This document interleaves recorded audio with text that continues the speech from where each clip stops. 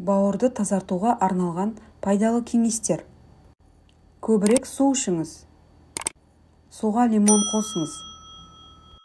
Су мен лимон шырыны бауырды токсиндер мен қалдықтардан, шлактардан тезірек арылуға ынталандырады. Тағамға сарымсақ пен пияз қосыңыз.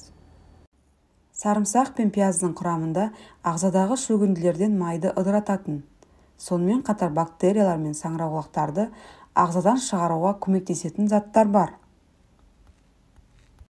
Ошаған шөбін демдеп, шай ретінде ішіңіз, немесе осы өсімдіктің сығындысын суға қосып ішіп жүріңіз. Ошаған құрамында силимарин бар. Ол бауыр жасушаларын улы қалдықтардан қорғайды.